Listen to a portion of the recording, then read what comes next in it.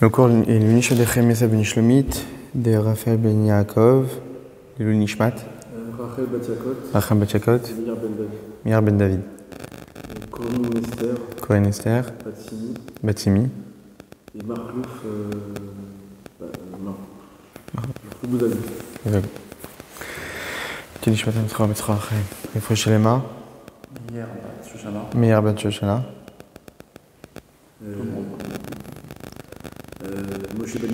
Moshe ben Yitzhak. Yocheved bat Rachel. Alors,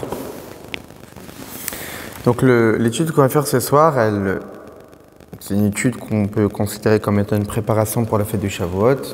Donc la fête de Shavuot, c'est la fête du Matan Torah, du don de la Torah. On sait très bien qu'avant chaque événement fondamental, il est extrêmement important de s'y préparer. On ne peut pas arriver au don de la Torah sans même savoir ce qu'on va recevoir. Même si on sait ce qu'est la Torah, mais on peut toujours s'approfondir sur le sujet pour comprendre vraiment qu'est-ce que la Torah pour nous. Et qu'est-ce qu'elle est, quelle est la nature, quelle est l'essence de cette Torah-là, qui est la sagesse d'Akadosh Baruch Hu. Alors ce qu'on va étudier ce soir, c'est une des facettes de la Torah, qui aura été définie par nos maîtres dans un des versets, que Rashi aussi rapporte dans un commentaire, qui est le terme de Mashal Akadmoni, que la Torah est définie comme étant un Mashal, une allégorie, un exemple, une parabole. La Torah n'est qu'un exemple, une illustration. De qui? Mashal Akadmoni. Une allégorie, une illustration de Akadmoni, de celui qui précède. Ça veut dire du divin. C'est-à-dire que la Torah, le texte qu'on étudie quotidiennement, en réalité, n'est rempli que d'exemples. Et c'est un peu le sujet qu'on va essayer de comprendre ce soir. C'est qu'à travers cette terminologie, cette façon de définir la Torah comme étant un mashal akadmoni, une allégorie du supérieur, eh bien, on peut arriver à plus ou moins percevoir ce qu'est véritablement la Torah qu'on a dans ce monde-ci. Et ne pas se tromper qu'en réalité, le texte de la Torah, il ne délivre qu'une seule façon de le comprendre. En réalité, il délivre une infinité de façons de le comprendre. Alors, pour introduire ce qu'on va étudier, on va d'abord poser une première question. Une question qui est simple, qui devrait sauter aux yeux dès qu'on ouvre le Chumash. On sait très bien que dans la Torah, tout est précis. Donc si dans la Torah, tout est précis, quand on ouvre un livre, il serait évident, normalement, de commencer par le début. Pourtant, la Torah commence « Bereshit bar Elokim et Hashamem v'ta'aretz », c'est le commencement du Créa, le ciel et la terre. C'est-à-dire que la Torah commence par la lettre Bet, qui est la deuxième lettre de la lèvre Bet. Si tout est précis, la moindre des choses, ça serait de commencer la Torah par la lettre Aleph. C'est la moindre des choses. Tout est précis de la Torah, on voit bien, on a des explications en long, en large, sur des vastes sujets. Et le premier verset, le premier mot, on aurait pu tout à fait le commencer par la lettre Aleph. Surtout qu'on aurait pu vraiment le commencer par la lettre Aleph. Parce que c'est connu, l'histoire, je l'ai déjà raconté une fois ici dans un cours, que le roi Ptolémée II, qui est à l'origine de la fameuse ancestrale bibliothèque d'Alexandrie, il voulait qu'il y ait une Torah traduite en grec dans sa bibliothèque. Et donc il a demandé à des dizaines de sages de traduire la Torah. Mais il voulait plus ou moins mettre à l'épreuve les sages et il les a mis chacun dans une pièce différente. Il leur a demandé de traduire la Torah. Il voulait vérifier si tout le monde allait donner la même traduction. Surtout qu'en réalité, il y a des versets qui sont un peu sensibles. Que si on les traduit mot à mot, ça peut porter à confusion et ça peut donner des étonnements. L'un des versets qui est source de confusion et d'étonnement, c'est le premier verset de la Torah. Le premier verset de la Torah nous dit « Bereshit bar Elokim et Hashem v'ta'aretz ». Littéralement, nous on traduit par « au commencement du Créa ». Mais en réalité, on peut tout à fait le traduire par « Bereshit bara Elokim ». Le commencement créa Dieu. Normalement, en français, c'est sujet, verbe, complément. D'abord le sujet, ensuite le verbe, ensuite le complément. Là, c'est Bereshit bara Elokim. Le commencement créa Dieu. Comme si que Dieu nous en préserve, c'est le commencement qui a créé Dieu. Dieu n'est pas à l'origine, mais Dieu a été créé. Et donc, nos sages, pour éviter cette confusion, ils ont traduit le verset comme si qu'il était écrit Elokim bara Bereshit. Dieu créa au commencement. Et donc c'est comme ça qu'ils ont traduit le verset. Mais dans cette traduction, Elohim bara Bereshit, qu'est-ce qu'on remarque? La Torah aurait commencé par Aleph. Ça veut dire que dans la traduction, on voit bien qu'il était possible de commencer la Torah par le Aleph. Même dans la traduction, ils ont fait en sorte de traduire de cette façon. Pourtant, la Torah a quand même décidé de commencer par la lettre bête. Donc ça, la première question qu'on va se poser et qui va introduire le sujet, c'est pourquoi la Torah qui est si précise commence par la lettre bête et non pas par la lettre Aleph, alors qu'on voit bien qu'elle aurait pu tout à fait commencer par la lettre Aleph. Et donc, il est évident que si la Torah est tellement précise, il y a une raison derrière pourquoi elle commence par la lettre bête. Et on verra qu'en réalité, vu que lorsqu'on a traduit la Torah pour le roi Ptolémée, on a mis la Torah comme si qu'elle avait commencé par la lettre Aleph, eh bien d'une certaine façon, on va comprendre que pour le juif, la Torah commence par la lettre bête. Mais pour le goy, le non-juif, la Torah commence par la lettre Aleph. Parce que quand on a voulu la traduire pour des non-juifs, on l'a commencé par la lettre Aleph. Comme si que pour eux, la Torah commence par Aleph. Mais pour nous, la Torah commence par bête. C'est-à-dire que la vision que le juif a de la Torah commence par bête, mais la capacité que pourra avoir un non-juif de comprendre la Torah, c'est qu'elle commence par un Aleph. Ce qu'on va essayer de comprendre. Alors, dans Shmuel, c'est marqué « Ka'asher yomar mashal akadmoni » lorsque tu diras une parabole ancestrale. On définit la Torah comme étant un mashal akadmoni, une illustration, une allégorie, une parabole ancestrale, primordiale. Ça veut dire que la Torah illustre quelque chose qui précède. Illustre quelque chose. La Torah vient expliquer à travers des exemples. C'est un terme que reprend Rashi dans Parashat Mishpatim. Mashal akadmoni hi à Torah. Rashi nous précise que le mashal akadmoni dont on parle dans Shmuel, c'est la Torah. Shi mashal akadosh baruch hu shu kadmono shel olam, qui est un exemple de Dieu, qui est celui qui a précédé le monde. Donc Rashi nous définit dans Parashat Mishpatim que la Torah est un exemple de Dieu. Il vient nous illustrer à travers un exemple, comme n'importe qui lorsqu'il essaie d'expliquer une notion profonde, cette personne-là donne des exemples pour permettre de comprendre une notion plus profonde. La Torah est un exemple qui nous permet de comprendre des notions plus profondes. Très bien. Donc maintenant, à travers cette façon de définir la Torah, on comprend qu'en réalité, la Torah nous parle essentiellement de sujets extrêmement élevés. Mais elle nous parle de sujets extrêmement élevés à travers des sujets basiques et accessibles pour chacun, par des sujets tout à fait physiques, matériels de notre quotidien. Mais ce n'est pas ça ce que la Torah veut nous enseigner. La Torah n'est qu'un exemple. Quand on donne un exemple dans une information, lorsqu'on fait un cours, etc., ce n'est pas ça l'essentiel du message. L'exemple n'est qu'un outil. L'essentiel est le sujet d'origine qui va être expliqué à travers l'exemple.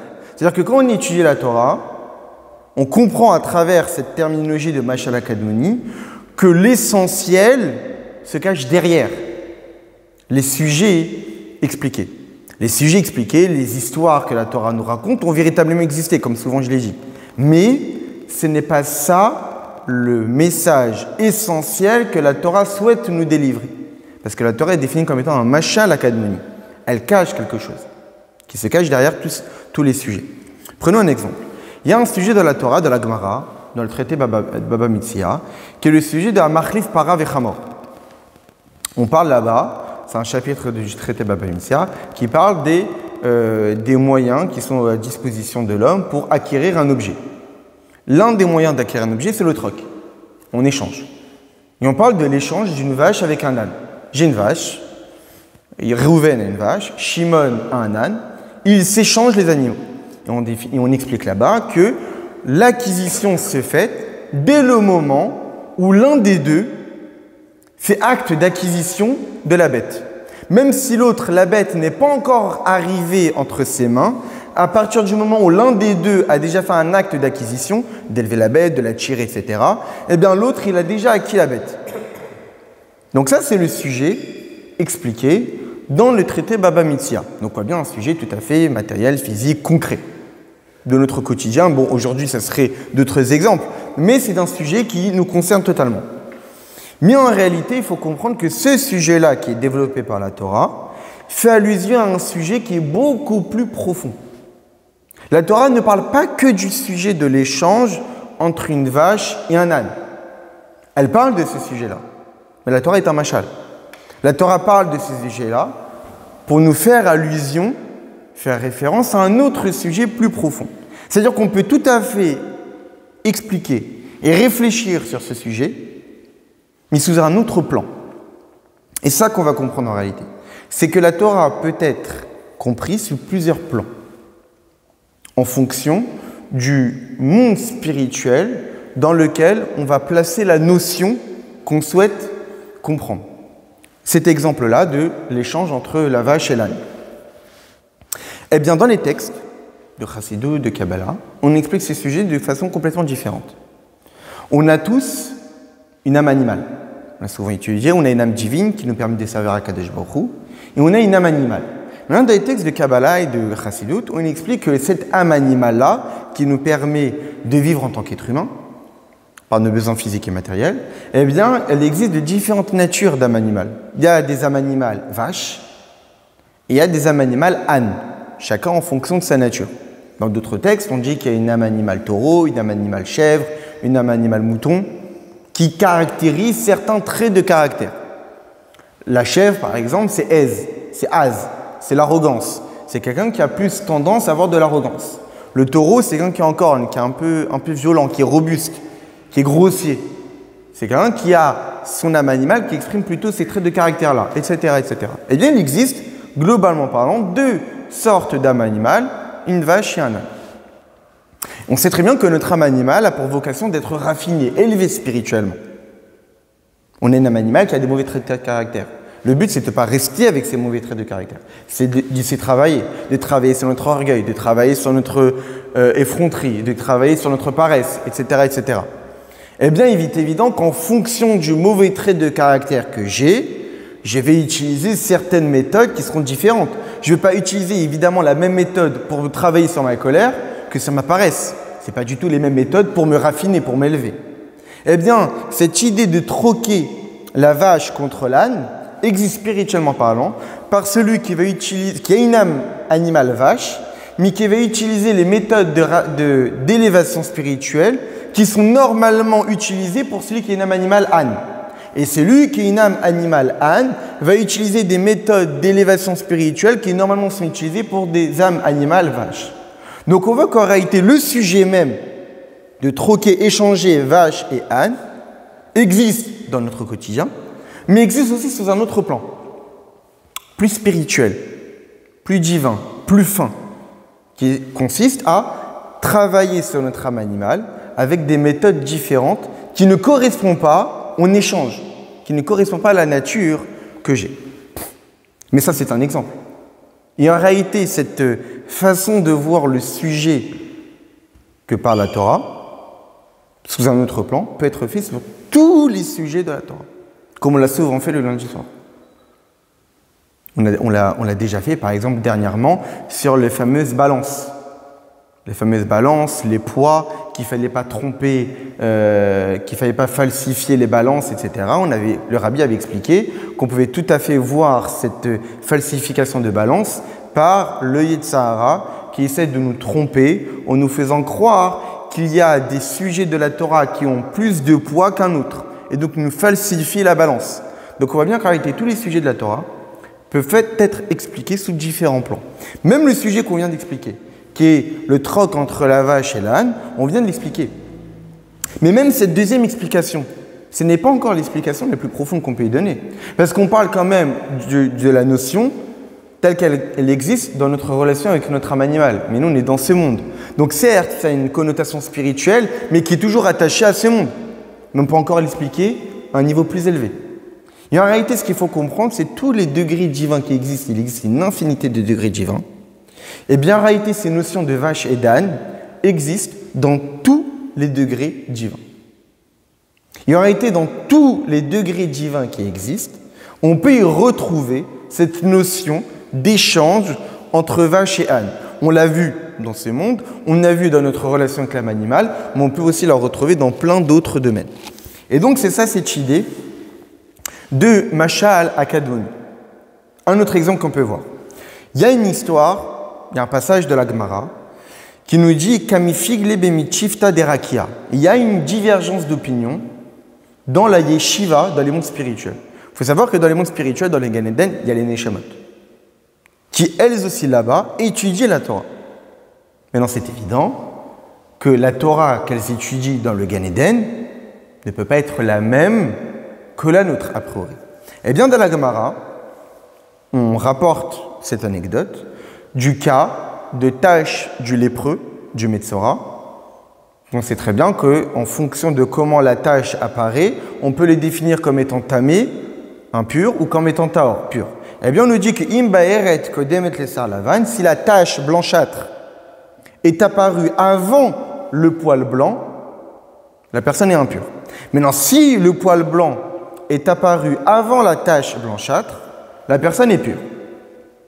C'est différentes lois dans le sujet de la plaie, de la tsaraat, de la lèpre qu'une personne pourrait avoir. Maintenant, la Gemara traite du cas où on a un doute. On ne sait pas. On ne sait pas si c'est la tache blanchâtre qui a précédé le poil blanc ou c'est le poil blanc qui a précédé la tache blanchâtre. Et la Gemara nous dit, Dieu pense que c'est Taor. Dieu pense que c'est Taor. Les anges, les autres avis dans le tribunal céleste, pensent que c'est tamé, que c'est impur.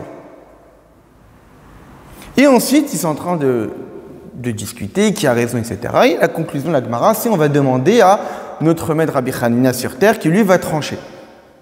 Très bien. On ne va pas s'attarder sur le sujet. Mais ce qui est intéressant, c'est que dans les mondes spirituels, ils traitent de ces sujets-là. Maintenant, l'Admor Zaken, dans un de ses livres, les Rabbi Shneur Zalman, de l'Écoute Torah, pose la question, mais on est dans le Gan Eden. Est-ce que vraiment ils sont en train d'étudier des taches et des poils? Pas possible. Dans le Gan Eden, ils n'ont aucune connaissance de ce... Ils ne parlent pas de ces mondes physiques. Non seulement ils ne parlent pas de ces mondes physiques, mais une Neshama, avant de monter dans le Gan Eden, nous dit le Zohar, elle doit passer par un lavage pour oublier toutes les connaissances qu'elle a obtenues de ces mondes physiques. Parce que toutes les connaissances de ces mondes physiques vont l'empêcher de comprendre les dévoilements divins qu'elle va pouvoir avoir accès dans le Gan Eden. Ça va la perturber. On donne l'exemple, le fameux exemple d'un maître qui avait étudié le Talmud Bavli et que pour étudier le Talmud Yerushalmi, il a dû faire une 40aine de jeûnes. La question de la chassid qui est posée, c'est depuis quand on a besoin de faire des jeûnes pour passer d'une étude à une autre? Tu peux tout à fait retenir, te rappeler de l'étude du Talmud Bavli et te mettre à étudier le Talmud Yerushalmi. On explique dans la chassid que non. La méthode de réflexion du Talmud Bavli n'est pas du tout la même que la méthode de réflexion du Talmud Yerushalmi. Et la sainteté du Talmud Yerushalmi est beaucoup plus élevée que la sainteté du Talmud Bavli. Ce qui fait que, en restant dans ta stature spirituelle et de réflexion du Talmud Bavli, ça va t'empêcher d'adhérer à la méthode de réflexion du Talmud Yerushalmi. Même dans notre quotidien, on voit. Souvent, on dit à quelqu'un qui a du mal à comprendre un sujet, on lui dit « vois les choses autrement ». Si tu continues à voir les choses de ta façon de voir habituelle, tu n'arriveras pas à comprendre le sujet. Donc on a besoin d'effacer, de faire reset sur notre façon de voir les choses pour adhérer à une nouvelle façon de voir les choses. Parce que cette nouvelle façon de voir les choses, elle est tellement exceptionnelle qu'elle ne peut pas être, on ne peut pas y avoir accès si on reste encore avec nos anciennes façons de voir les choses. Eh bien, c'est pareil. Une Neshama, avant de monter dans la Gan Eden, elle a besoin de passer par le Nar Jinor, elle a besoin de passer par le Geinom, elle a besoin de passer par Kafakela, elle a besoin de passer par Chibouda Akever, elle a besoin de passer par plusieurs étapes pour pouvoir lui permettre d'adhérer au dévoilement divin du Gan Eden. Donc, si elle passe par toutes ces étapes-là, comment dans le Gan Eden, ces Neshamot peuvent-elles parler de taches blanchâtres sur un corps et de la couleur d'un poil? Donc, c'est évident, nous dit l'Admor Zaken, que quand ces Neshamot étudient la Torah et donc arrivent au sujet du Metzora, ils n'étudient pas du tout de la même façon que nous. Quand ils parlent de tâches, ils ne parlent pas du tout de tâches physiques, ils parlent de tâches spirituelles. Quand ils parlent de poils, ils ne parlent pas de poils physiques, ils parlent de poils spirituels. Qui sont des poils, c'est une extension du crâne, du cerveau. Mais les poils, les cheveux, c'est une vitalité qui est tout à fait minime. Donc dans les mondes spirituels, on parle de vitalités divines qui sont totalement contractées et qui sortent de la sagesse divine. Je ne vais pas trop rentrer dans les détails. Mais la notion de poil existe dans les mondes divins. Quand Daniel définit Akadosh Baruch Hu, dans l'une de ses prophéties, comme étant Atik Yomin, un ancien des jours, avec une barbe blanchâtre. Dieu, il a une barbe? Pas du tout. Dieu, il a une chevelure blanchâtre? Pas du tout. Seulement, il a vu un niveau du divin qui, dans ce monde, peut être matérialisé par l'idée de poil. Mais dans le monde spirituel, ce n'est pas des poils. Mais ça peut être illustré. On peut y donner un exemple. Mais là où il n'y a pas de poils. Donc quand les Neshamot étudient ces sujets-là, ils n'étudient pas du tout de la même façon.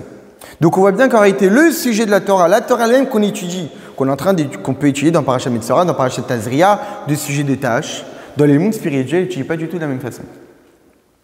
Par exemple, je me souviens dans un Mahamar du Rabbi précédent, il explique là-bas la fameuse, aussi dans Masechet Baba Mitzia, que tous les enfants commencent à étudier quand ils sont petits, le fameux passage de Shnei Mochazi Batalit, de deux personnes qui marchent dans la rue et qui voient un talit dans la rue et que les deux courent pour aller l'attraper. Ils l'attrapent en même temps. Et donc ils sont en plein litige. Non, c'est à moi le talit, non, c'est à moi le talit. Et donc ils vont au tribunal, ils sont en train de dire non, c'est moi qui l'ai trouvé le premier, non, c'est moi qui l'ai trouvé le premier. Ok, là-bas, la Gemara dit comment on résout le problème. Maintenant, le rabbi précédent dans un mamar, il dit comment ce sujet-là, il est étudié dans le Gan Eden. Eh bien, ce sont deux Neshamot qui rencontrent une autre Neshama et que les deux sont en litige. Non, c'est moi qui lui ai fait faire teshuva. Non, c'est moi qui lui ai fait faire teshuva en premier. C'est-à-dire qu'ils sont en train de se disputer qui l'a attrapé le premier, qui l'a influencé le premier, qui l'a élevé spirituellement le premier, qui l'a permis de sortir de son obscurité et de le rentrer sous les ailes de la Shrina attaché à Kadosh Baruch Hu. Qui a fait faire teshuva à cette personne-là? Donc on voit qu'un sujet qui est étudié dans la Gemara, par un sujet tout à fait concret, d'une trouvaille dans la rue, peut tout à fait être étudié et expliqué de façon complètement différente. Et donc c'est ça l'une des explications que la Torah est appelée Mashal HaKadmoni. Après cette explication, on constate qu'en réalité, tous les sujets de la Torah peuvent être vus comme étant un exemple. Il y a dans la Torah énormément de degrés en réalité. Et dans chaque degré, on peut retrouver le même sujet, mais à un niveau différent, plus élevé, plus profond, plus raffiné. La Torah qu'on a en face de nous n'est qu'un exemple de sujet spirituel. Elle ne traite pas directement de sujets spirituels, comme on l'a souvent vu. Abraham, c'est le Chesed. Yitzhak, c'est la Gvura. Ce sont des représentations matérielles de sujets spirituels qui existent dans les mondes. Abraham a vraiment existé, mais n'est qu'une matérialisation d'une notion divine qui existe dans les mondes spirituels. Très bien. Maintenant qu'on a compris que la Torah, comment elle peut être définie comme étant Mashal HaKadmoni, eh bien, il y a une question qui peut être posée. Quand on dit que la Torah n'est qu'un exemple, et qu'en réalité on peut tout à fait l'expliquer sous différents angles, sur différents plans, différents niveaux, l'un plus profond que les autres, est-ce qu'en réalité il y a plusieurs sujets? Qu'en réalité la Torah parle de plusieurs sujets? Que la Torah, quand elle parle du troc entre la vache et l'âne, elle parle aussi un autre sujet, du raffinement de notre âme animale, ou un autre sujet encore plus profond, ou quand la Torah parle des tâches du lépreux, en fait, elle parle aussi d'un autre sujet, ou, on peut le voir les choses différemment, c'est un seul et même sujet. Ce n'est pas plusieurs sujets. C'est un seul et même sujet, mais qui est vu sous différents plans. Par exemple, on a l'eau gazeuse, on a l'eau solide, et on a l'eau liquide. C'est la même eau. Mais en fonction de la température dans laquelle je vais la mettre, on va la voir différemment. Si ça a des températures négatives, elle est solide. Si ça a des températures plus ou moins agréables, elle est liquide. Si ça a des températures très élevées, elle s'évapore, ça devient du gaz. Donc en réalité, c'est la même eau. Ce n'est pas différente eau, c'est le même sujet. Mais en fonction du plan dans lequel le sujet va être traité, eh bien on le verra différemment. Mais c'est uniquement le même sujet. On peut donner un autre exemple, l'exemple de la douceur. Quelque chose est agréable. Évidemment, l'idée de douceur se retrouve dans plein de domaines. Il y a la douceur du palais. Quand on mange une pomme qui est douce, on dit que cette pomme est douce. Elle est agréable, elle est bonne. Sous un autre plan, on peut parler d'une musique douce. On sent que quand on écoute cette musique-là, ça crée un sentiment de sérénité, on se sent bien. Ça crée une douceur en nous. Un autre plan, une douceur intellectuelle. Que quand on entend une notion, une réflexion qui est très intéressante, tout d'un coup on sourit. On a du plaisir à l'écouter. On voit bien que l'idée de douceur se retrouve concrètement, physiquement, quand on mange une bonne pomme, ou lui, quand on écoute une bonne musique, ou intellectuellement, quand on comprend une notion très intéressante. Mais ces trois sujets-là, est-ce qu'en réalité, on parle de différents sujets, mais que dans notre vocabulaire, pour s'arranger, on utilisait le même terme que le terme de douceur, mais en réalité, ce n'est pas du tout la même douceur. Ou peut-être qu'en réalité, non. C'est la même douceur. La notion qui est traitée ici, c'est la même. C'est la notion de douceur. Maintenant, cette notion de douceur peut être vue dans le domaine intellectuel, peut être vue dans le domaine musical, peut être vue dans le domaine alimentaire.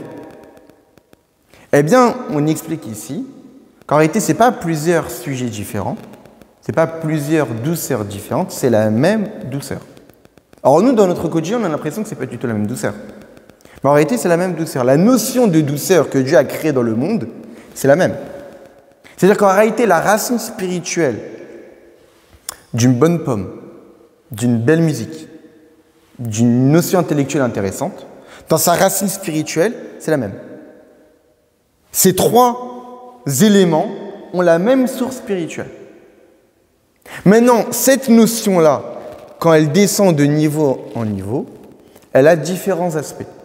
Quand elle descend dans le domaine intellectuel, elle s'illustre par une notion intéressante.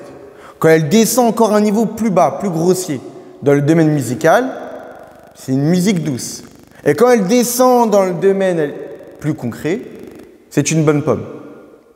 Mais profondément, c'est le même sujet. Le sujet de la douceur. Ce n'est pas différents sujets et que c'est juste d'un point de vue de notre lexique. On a adopté le terme de douceur pour parler des trois. Non. C'est à l'origine le même sujet, mais qui s'exprime sous différents plans.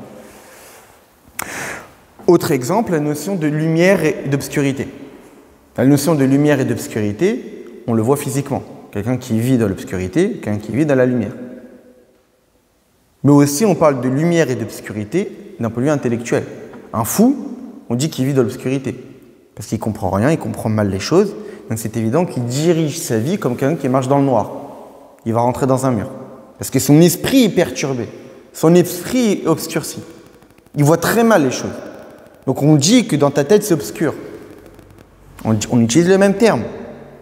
Aussi, on parle de lumière. Comment on définit nos maîtres? Ene Aeda.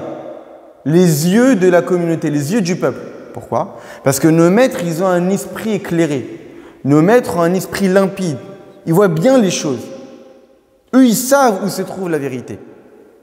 Donc, on parle de lumière intellectuelle. On parle de lumière intellectuelle, on parle d'obscurité intellectuelle, comme on peut parler de lumière physique ou d'obscurité physique. Est-ce qu'on parle de différents sujets? Non. Dieu a créé un sujet à l'origine, la notion de lumière. Cette notion de lumière se matérialise sous différents plans. Dans le plan intellectuel, on parle de lumière intellectuelle. Dans le plan matériel, on parle de lumière, du soleil, d'une bougie. Mais c'est la même notion. Pareil pour l'obscurité. Il y a la notion d'obscurité. Il y a l'obscurité intellectuelle et il y a l'obscurité physique. Ça, on considère l'obscurité comme étant une entité. Et si on pose la question à une personne, qu'est-ce que tu considères comme étant plus important à tes yeux? La lumière physique ou la lumière intellectuelle? Logiquement parlant, quelqu'un qui est censé dirait la lumière intellectuelle. On veut bien comprendre les choses. On ne veut pas se tromper dans la vie. On veut vivre dans la lumière intellectuelle et ne pas vivre dans l'obscurité intellectuelle. Donc on voit bien que la notion de lumière et d'obscurité, elle existe sous différents plans, avec la notion d'un point de vue beaucoup plus fine qu'une autre, plus raffinée qu'une autre. Ou sous un plan inférieur, la notion d'un point de vue beaucoup plus grossier.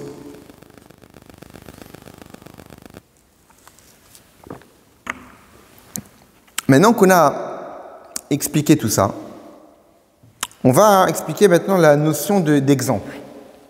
On a dit que la Torah est appelée comme étant Mashal HaKadmoni, l'exemple primordial. Que la Torah est là pour nous expliquer, pour nous donner des exemples de sujets qui sont beaucoup plus profonds. La Torah n'est remplie que d'exemples. Ça veut dire qu'en réalité, quand on étudie la Torah, il faut se dire qu'il manque plus que ce qu'il n'est dit. Quand on étudie un sujet, que les bénis Israël étaient dans le désert et qu'on les a comptés, certes, on a compris le verset, on a compris le sujet de notre paracha, mais il y a des milliards et des milliards de sujets qui se cachent derrière ces premiers versets de notre paracha. Ça, c'est qu'une façon de voir le sujet. Il y a un niveau encore plus élevé. Et ce niveau plus élevé n'est qu'un exemple du sujet qui est encore plus élevé. Et ce niveau-là n'est qu'un exemple d'un sujet encore plus élevé, etc., etc., etc. Quand on parle d'exemple, il est évident que, généralement, il faut être capable de trouver des exemples qui ressemblent au sujet qu'on souhaite expliquer. On ne peut pas utiliser un exemple qui n'a rien à voir avec le sujet. Il faut bien qu'il y ait une similitude, un point en commun avec le sujet qu'on souhaite expliquer. Et c'est pour cette raison qu'on a utilisé cet exemple, parce que dans cet exemple-là, il y a une même notion présente, centrale, qui va nous permettre d'illustrer et ainsi de comprendre le sujet d'origine. Quand on veut expliquer l'idée de douceur intellectuelle, on a des enfants en face de nous et on veut leur expliquer c'est quoi avoir une bonne idée. Eh bien, l'un des exemples, c'est une bonne musique. Là, l'enfant va comprendre. Ah, de la même façon que quand j'écoute une bonne musique, je me sens bien. Mais une bonne idée, quand tu l'écoutes, tu dois te sentir bien. Peut-être la musique, tu n'arrives pas à comprendre. Je vais donner encore un autre exemple. Plus bas, la pomme. Ça veut dire qu'en réalité, quand on explique quelque chose, on essaie de trouver des exemples, mais il faut qu'il y ait quand même une similitude. Parce qu'il faut que ça soit attaché au même sujet. Les exemples ne peuvent pas être pris d'un sujet qui n'a aucun rapport avec le sujet d'origine. Parce que l'exemple n'est là que pour expliquer un même sujet. Ce n'est pas des différents sujets. C'est un même sujet, mais sous un autre plan. Donc on doit trouver toujours une idée centrale, comme l'idée de la douceur. Il y a la douceur intellectuelle, la douceur musicale ou la douceur alimentaire. Et plus on a en face de nous quelqu'un qui a du mal à comprendre, ça signifie qu'on doit trouver un exemple sur un plan plus bas, plus concret, plus abordable. Et après, l'enfant ou la personne qui est en face va faire le chemin inverse. Ok, j'ai compris la douceur dans la pomme, donc je peux commencer à percevoir la douceur musicale. J'ai compris la douceur musicale, je peux commencer à comprendre la douceur intellectuelle. J'ai compris la douceur intellectuelle, je peux comprendre peut-être la douceur divine. Tamour ou kitavavaye. Goûtez et vous verrez que Dieu est bon. Être attaché au divin, ça provoque du bien-être. Comment comprendre ça? On donne des exemples. Et le sentiment de bien-être qu'on a quand on mange quelque chose qui est plaisant, quand on écoute une belle musique, quand on comprend quelque chose, eh bien, si on a des bons capteurs qui n'ont pas été abîmés par nos fautes, eh bien, on peut ressentir le même bien-être, voire même un bien-être encore beaucoup plus grand, quand on est attaché à Dieu. Parce que tamour, qui va vailler, goûtez, vous verrez que Dieu est bon. C'est quelque chose qu'on peut ressentir au même titre, parce que c'est la même notion, mais à un plan plus élevé. Pareil, quand on veut expliquer à quelqu'un le troc entre une vache et un âne, par exemple, à l'inverse, quand on veut expliquer la notion de raffiner notre âme animale, eh bien, il ne faut pas prendre des exemples farfelus, il faut prendre des exemples qui sont liés au sujet. Souvent, on trouve des personnes, il faut savoir que trouver des exemples, c'est expliqué dans la Chassidut, comme on le verra après, être capable de donner des exemples sur un sujet relève d'une grande capacité intellectuelle. Pourquoi? Parce qu'on est capable de prendre la notion et de la faire descendre. Or, on sait très bien en Chassidut que quand la gavoa beyoter, il y aurait de les mata beyoter. Plus une chose est élevée, plus je serai capable de la faire descendre dans les niveaux les plus bas. Pour quelle raison l'homme est porteur de l'âme la plus élevée par rapport à tous les autres animaux, par rapport à tous les autres êtres? Parce que le corps de l'homme, c'est le plus bas. Pourquoi? Parce que tous les êtres ont été créés âme et corps en même temps. Quand Dieu a créé les animaux, l'animal a poussé de la terre, avec corps et âme en même temps. Mais quand l'homme a été créé, le corps a été d'abord créé, seul, et après Dieu a mis l'âme à l'intérieur. C'est-à-dire que quand le corps il a été créé, il n'était même pas vivant, il était inerte. Il est encore plus bas que tous les corps des animaux qui, eux, ont été créés, avec une âme immédiatement. C'est pour cette raison que c'est dans le corps de l'homme, qui est le niveau le plus bas, qu'on a pu mettre l'âme la plus élevée. Parce que les niveaux les plus élevés peuvent aller dans les niveaux les plus bas. C'est pour cette raison que quand on veut enseigner à des enfants, on ne prend pas n'importe quel maître. On prend justement les maîtres les plus grands, ceux qui maîtrisent vraiment la notion. Quelqu'un qui ne maîtrise pas vraiment une notion, il ne sera pas capable d'expliquer à des enfants.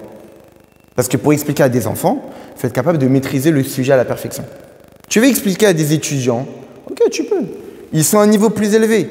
Donc tu n'es pas obligé de connaître la notion à sa perfection à l'origine. Il y a une similitude entre vous. Donc vous avez un dialogue qui peut se correspondre.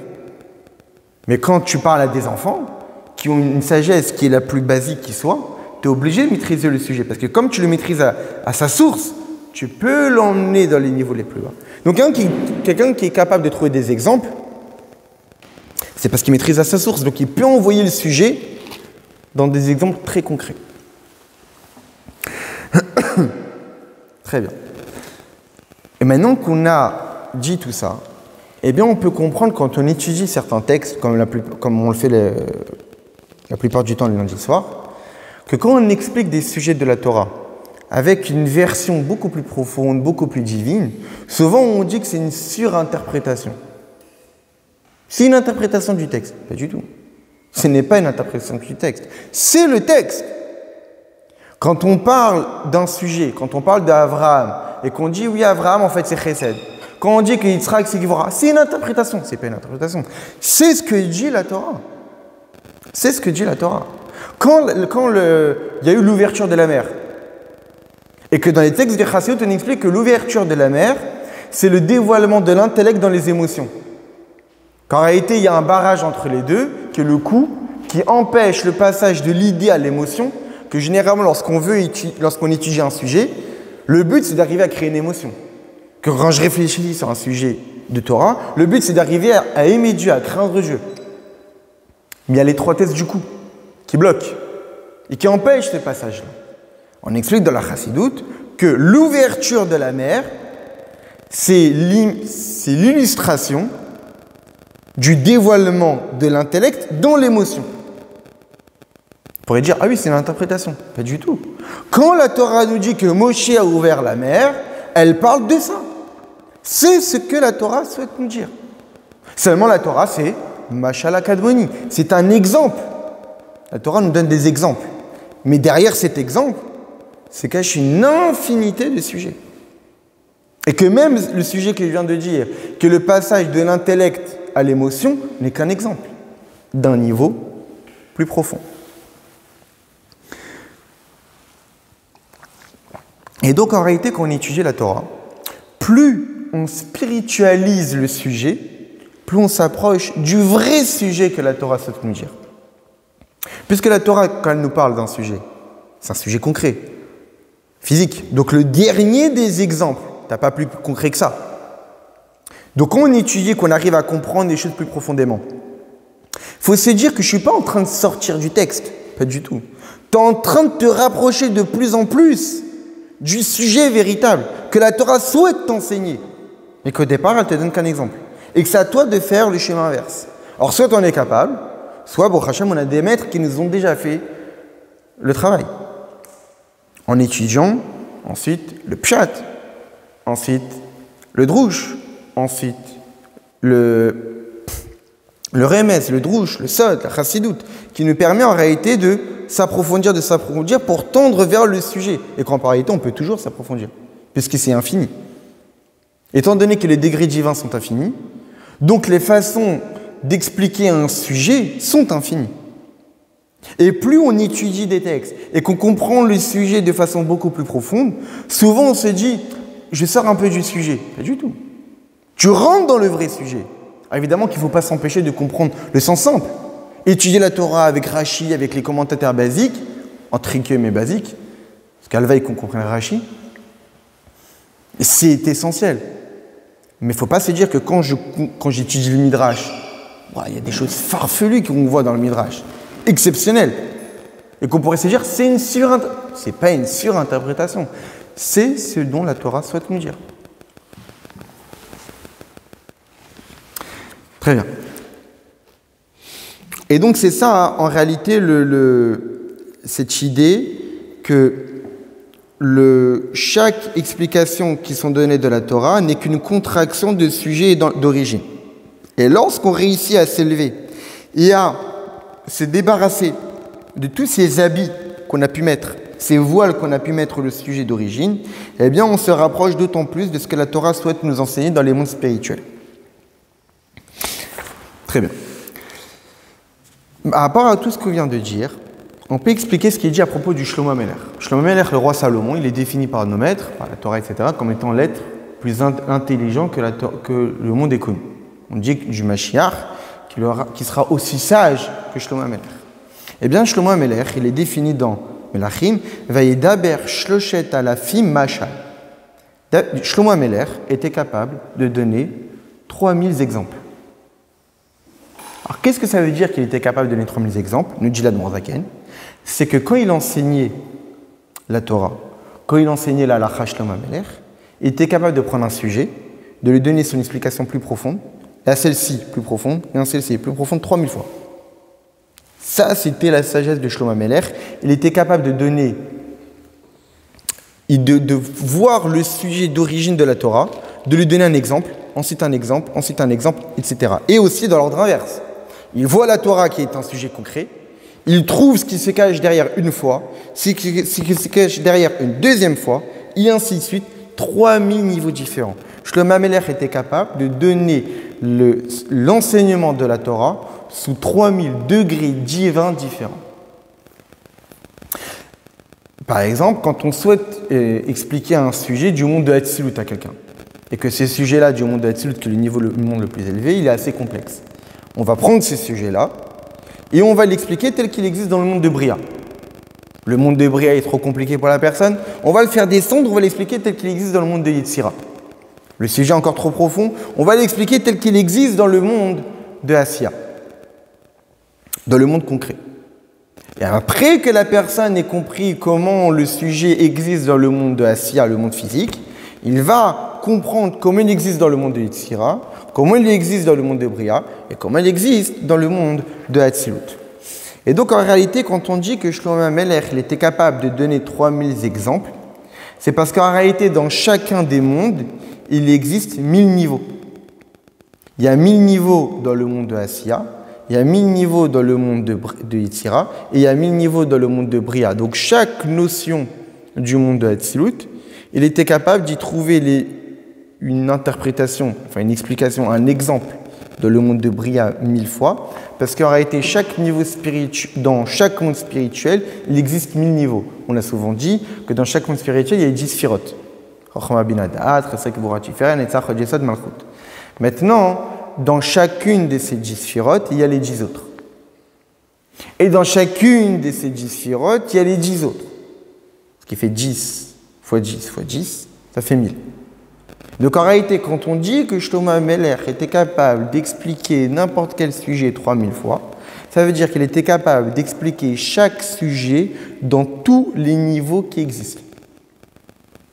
Dans Chokhmah de Chokhmah de Chokhmah, dans Bina de Chokhmah de Chokhmah, dans Da de Chokhmah de Chokhmah, etc. etc. Et c'est ça qui crée les 3000 exemples que Shlomo Amelech était capable d'interpréter.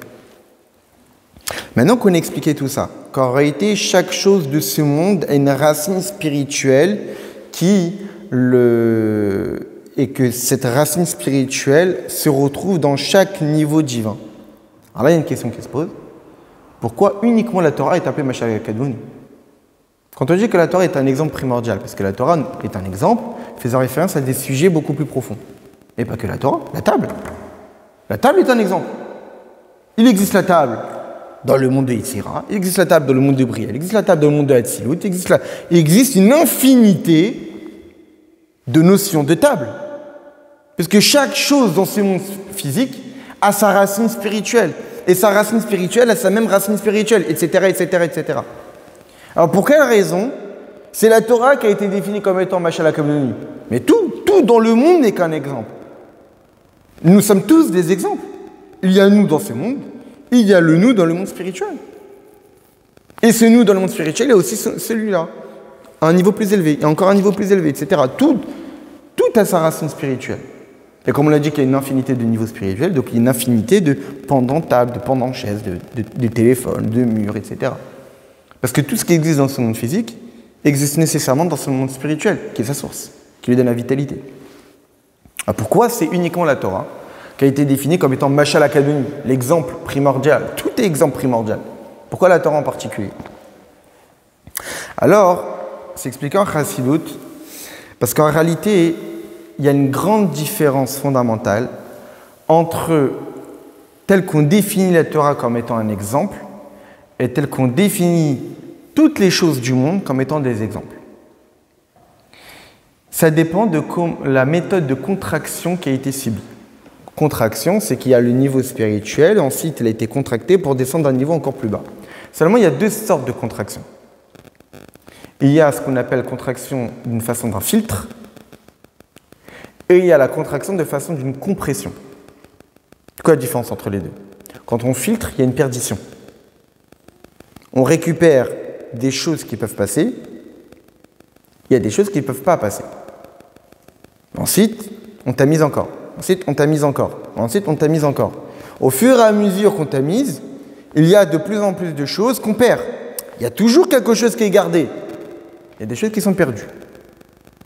Mais vous prenez une image ou un dossier informatique et vous le compressez en dossier zip, tout est là-dedans. Il n'y a rien qui est perdu. Il faut juste ensuite par la suite l'extraire. Mais tout est compressé dans le dossier zip. Il n'y a rien qui est perdu. Tout est concentré.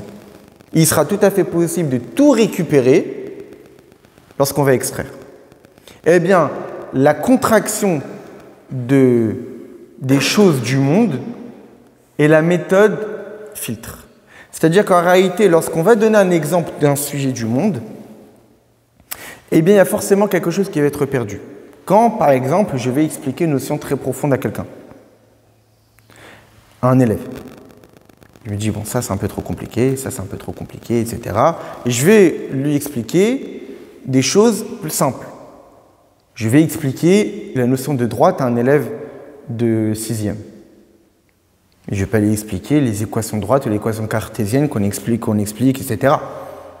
Que c'est des polynomiaux du second degré ou des fonctions affines, etc. Je vais expliquer une droite, c'est ce qui relie deux points.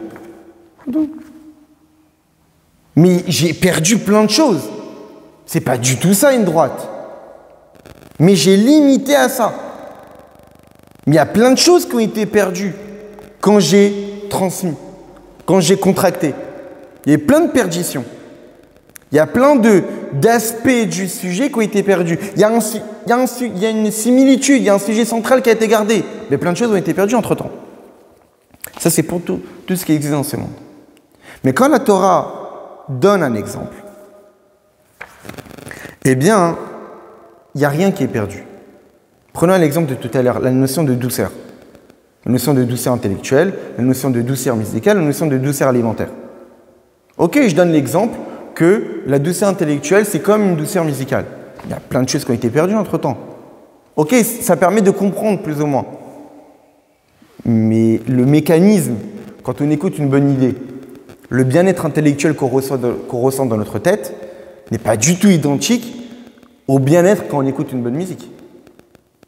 Et qui ne sera pas du tout identique au bien-être qu'on ressent quand on mange une bonne pomme. Les sensations ne sont pas les mêmes. C'est pas du tout comparable. Il y a quelque chose qui a été perdu entre-temps. Lorsqu'on a donné l'exemple à quelqu'un, tu veux savoir ce que c'est de comprendre un sujet intéressant, mange une pomme. On a perdu plein d'éléments de ressentis intellectuels juste en mangeant une pomme. Il y a plein de choses qui ont été perdues. Il y a une idée qui a été gardée. Il y a plein de choses qui ont été perdues. À la différence de cela, lorsque la Torah, elle, parle d'un exemple, lorsque la Torah nous parle d'un troc entre une vache et un taureau, entre une vache et un âne, il n'y a rien qui a été perdu. Tout est concentré à l'intérieur. Et que si tu t'approfondis sur le sujet, tu seras tout à fait capable de découvrir. Il n'y a rien qui a été perdu. Maintenant, pour quelle raison il n'y a rien qui a été perdu? Parce que la Torah, c'est la Torah de Dieu. C'est la sagesse divine. Étant donné que Dieu il est Kol Yachol, donc Dieu est plus tout à fait, dans les sujets les plus simples, y cacher les sujets les plus profonds. Parce que Dieu est Kol Yachol. On ne parle pas de n'importe quelle sagesse, on parle de la Torah. Lorsque la Torah elle a été donnée, Dieu nous a donné la Torah, on se prépare à Shavuot, Dieu nous a donné la Torah, qui est un trésor caché. On dit dans les textes, dans le Tanya, etc., que c'est quelque chose qui est descendu de niveau en niveau. Maintenant, cette Torah qui est descendue de niveau en niveau, il y a une perdition.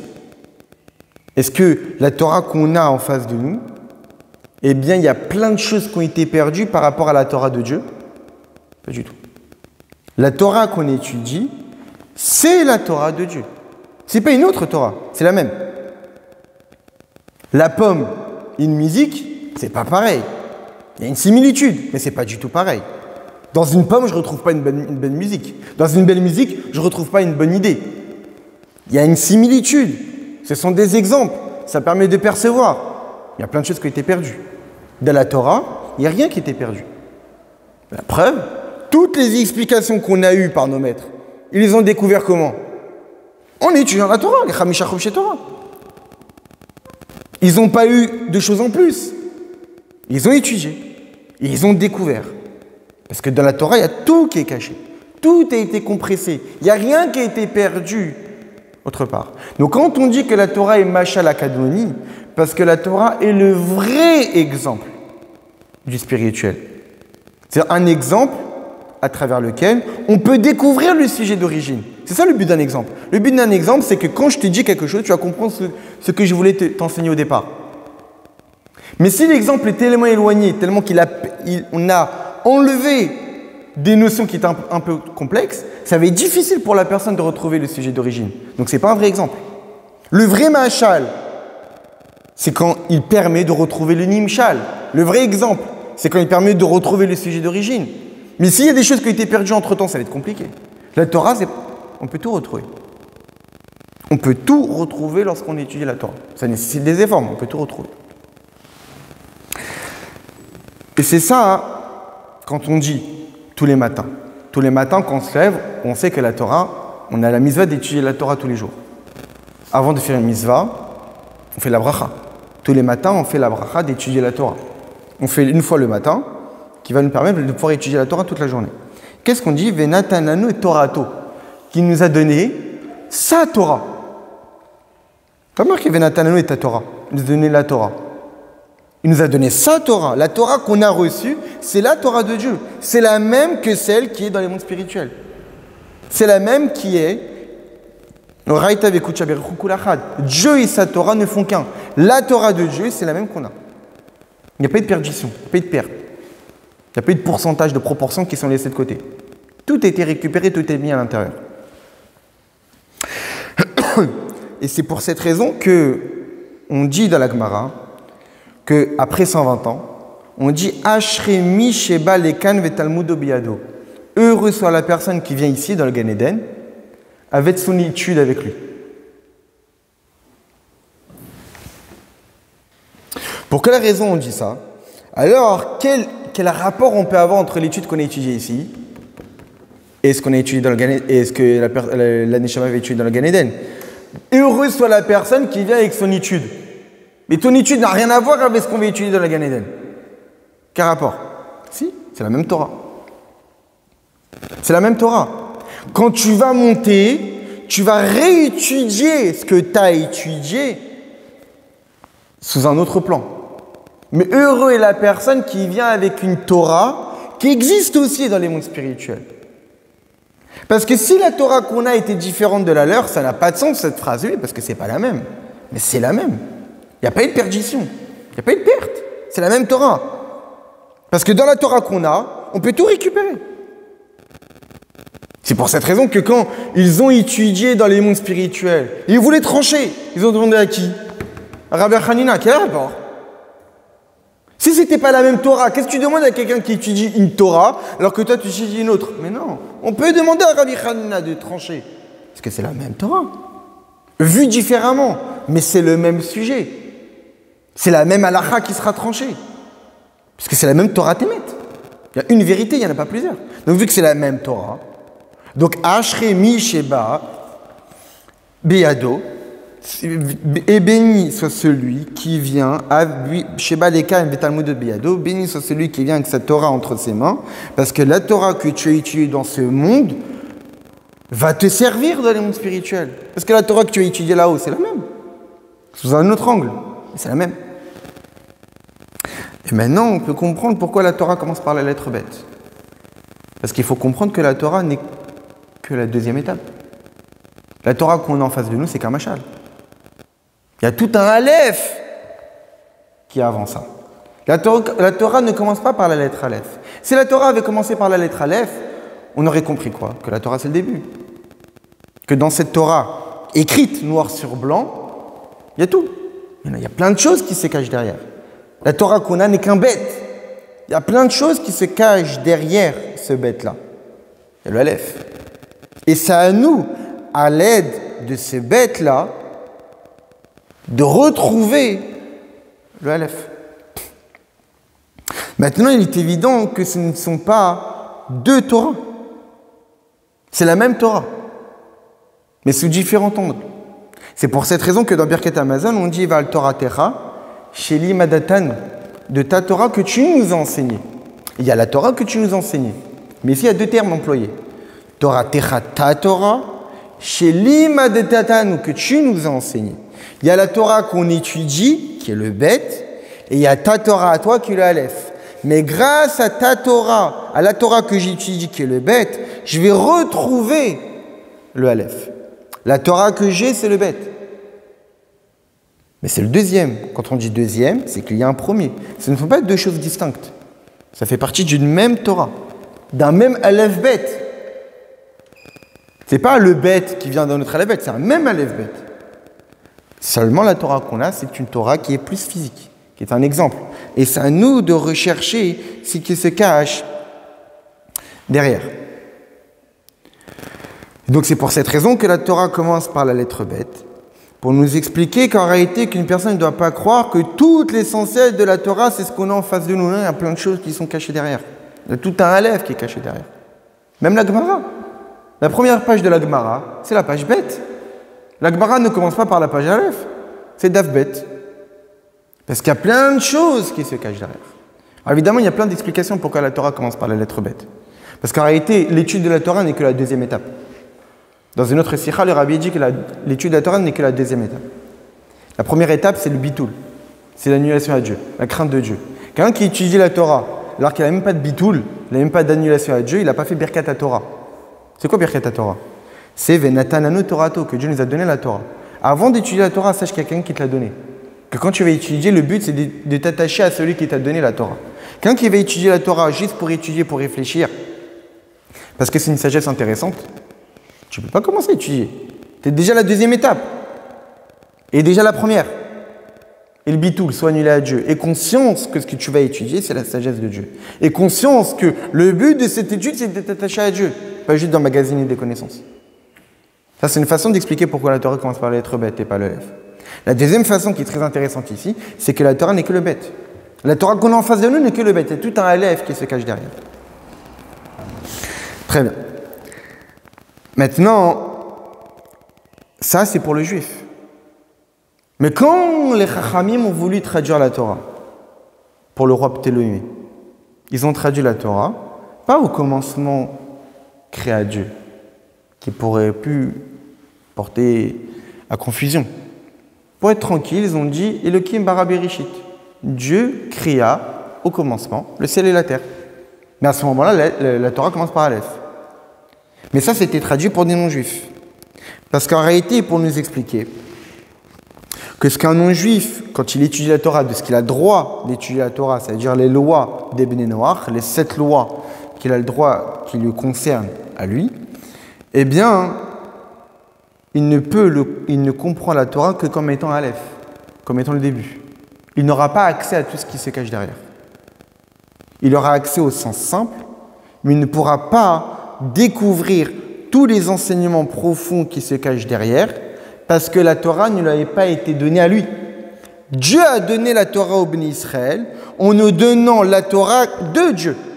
Et nous, on a accès à la Torah de Dieu en voyant que la Torah qu'on a en face de nous, c'est le bête, et donc de retrouver le Aleph. Mais les non-juifs qui, eux, ont la permission d'étudier la Torah des sujets qui les concernent, qui sont les 7 lois de Noach, là, à ce moment-là, eux, leur Torah commence par Aleph.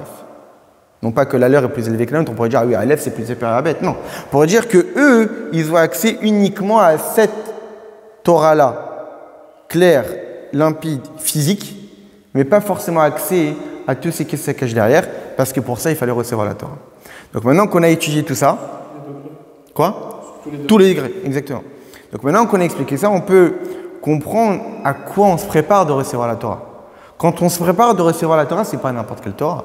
On parle d'une Torah où il y a tout dedans, où tout est caché à l'intérieur, où il y a tous les degrés divins qui sont cachés à l'intérieur. Et que quand on étudie la Torah, on a accès à tout ça. Tous les bénis Israël ont accès à tous ces niveaux-là. Donc avec l'aide de Dieu qu'on s'investit dans cette étude de la Torah, que ces trésors que Dieu nous a donnés, qui commencent par la lettre bête et qui cachent une infinité de choses derrière, qui est tout le Aleph, et qu'avec l'aide de Dieu, qu'on puisse plus ou moins tendre, pas atteindre le niveau Shlomo Ameler, mais tendre de découvrir différents niveaux et jamais penser que quand on a des explications de la Torah, on sort du sujet. Non. On tend vers le vrai sujet que la Torah veut nous dire. La Torah nous parle plus de spirituel que de matériel et c'est à nous de faire l'effort de découvrir ce qu'il y a derrière.